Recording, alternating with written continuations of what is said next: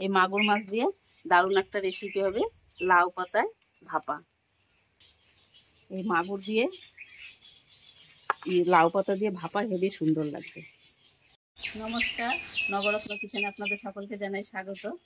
তো এই দেখুন, আজকে বাজার থেকে নিয়ে এসছে মাগুর মাছ। এই মাগুর মাছ দিয়ে দারুণ একটা রেসিপি হবে, লাউ পাতায় ভাপা। আপনারা সম্পূর্ণ ভিডিওটা প্রথম থেকে শেষ পর্যন্ত দেখতে থাকবেন, আশা করছি আপনাদের ভালো লাগবে। আর যারা ইউটিউব থেকে দেখছেন চ্যানেলটাকে অবশ্যই সাবস্ক্রাইব করবেন, আর যারা ফেসবুক থেকে দেখছেন পেজটাকে ফলো করে আমার পাশে থাকবেন। তা আমি কী করে মাছটা কাটি, কী করে রান্না করি, আপনারা সম্পূর্ণ ভিডিওটা প্রথম থেকে শেষ পর্যন্ত দেখতে থাকেন।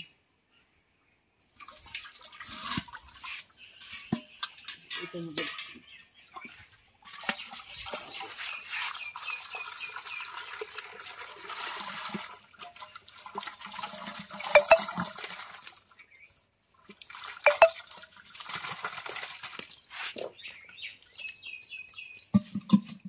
মাছগুলো সেই লাফাচ্ছে না মা, একদম টাটকা দেশি মাগুর, জ্যান্ত।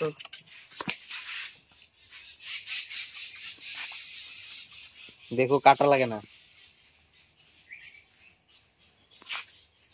এই মাগুর দিয়ে লাউ পাতা দিয়ে ভাপা হেবি সুন্দর লাগবে। কাটা আছে না অনেকই মাছগুলো? মাগুর মাছের কাটা তো থাকবে। মাগুর মাছের থেকে শিঙি মাছের কাটা আরো বেশি খারাপ। এই দেখুন, আমি মাগুর মাছগুলো প্রথমে কেটে নেব।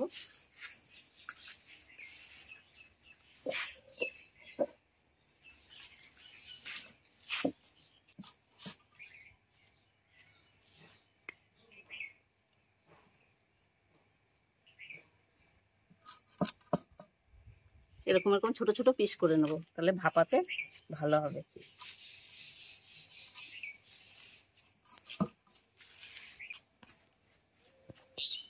এইগুলো দেশি মাগুর না মা? হাইব্রিড গুলো বড় বড় হয় না?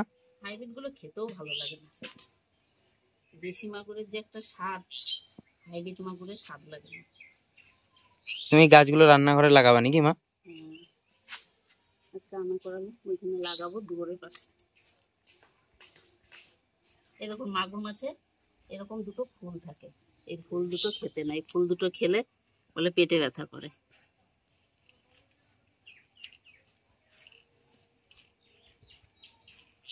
তো এই যে মাছগুলো ধুয়ে নিয়ে এসেছি, আর যে লাউ পাতা নিয়ে এসেছি কিছু, লাউ পাতাটাও আমি পরিষ্কার করে ধুয়ে নিয়ে এসেছি একবারে।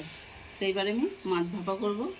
তো আজকের মাছ ভাপাটা আমি ভাতে দেবো না, আর কোনো টিফিন কোটো ছাড়াই শুধু কড়াইয়ে করবো। তো আমি এখানে একটু জিরে নিয়েছি বাটার জন্য, আর এখানে একটু আদা আর 4 কোয়া রসুন,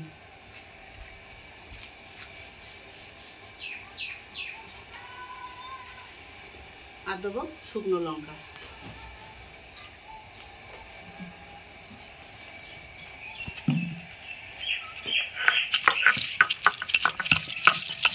আর এই ভাপাটায় মশলা শিলপাটায় বাটলে ভাপাটা খেতে ভালো হয়।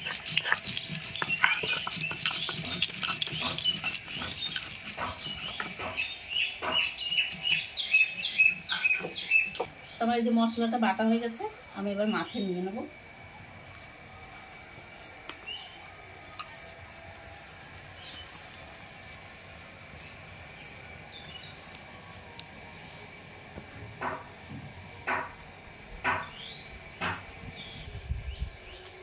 আমি মশলাটা দিয়ে নিয়েছি, এবার পরিমাণ মতো লবণ দেবো,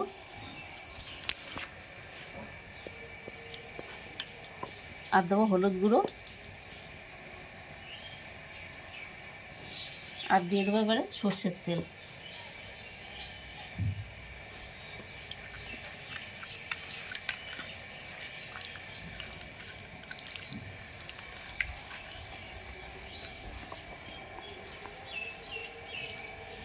মাখাতেই এত সুন্দর লাগছে, মনে হচ্ছে এখনই খাওয়া যাবে। এবার মাছটা একটু মাখানো থাকে, আমি লাউ পাতাটা ততক্ষণ একটু কেটে নেব। আমি শাকগুলো একদম মিহি কুচি করে কেটে নেব।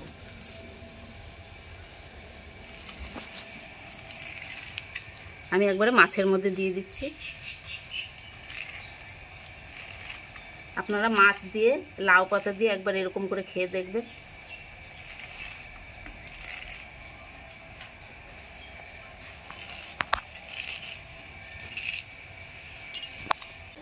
অনেকক্ষণ ধরে আমি কড়াইটা বসিয়ে নিয়েছি। এবার কড়াইয়ে খানি সর্ষের তেল দিয়ে দেবো।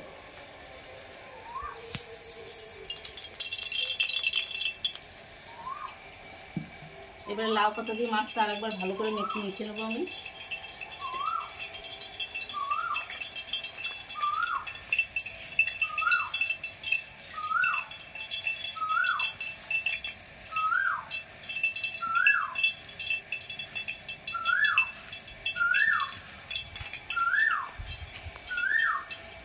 লাউ পাতা দেওয়ার পরে আমি আরেকটু লবণ দিচ্ছি।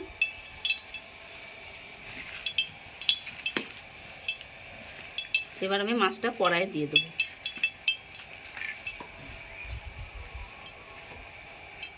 এই মাছটা দেওয়ার পরে এটা একটু হালকা আঁচে করতে হবে, তাহলে মাছটাও সেদ্ধ হয়ে যাবে, শাকগুলোও হয়ে যাবে।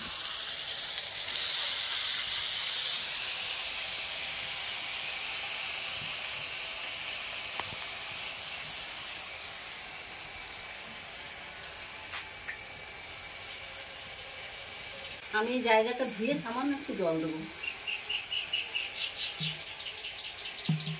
অল্প জল দেবো, কারণ লাউ শাক থেকে তো জল এমনিতেই খানি বেরোবে।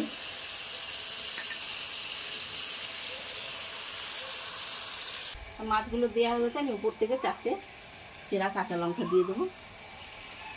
এবার ঢেকে দেবো। 10 মিনিট আমি ঢাকা দিয়ে রাখছিলাম। দেখুন ঢাকা দেওয়ার পরে এরকম হয়েছে।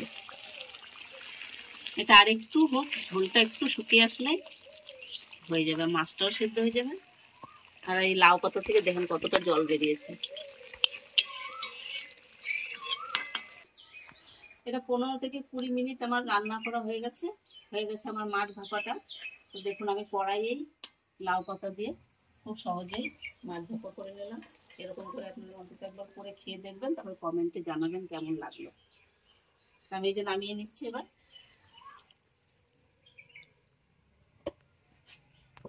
দেখুন কত সুন্দর দেখতে হয়েছে। তো দেখুন আমার মাছ ভাপা রেডি হয়ে গেছে। আমার এই মাছ ভাপা রেসিপিটা যদি আপনাদের ভালো লেগে থাকে তাহলে আমার চ্যানেলটাকে সাবস্ক্রাইব করবেন, আমার পাশে থাকবেন। আবার দেখা হচ্ছে অন্য কোনো রেসিপিতে। ততক্ষণ আপনারা ভালো থাকবেন, সুস্থ থাকবেন।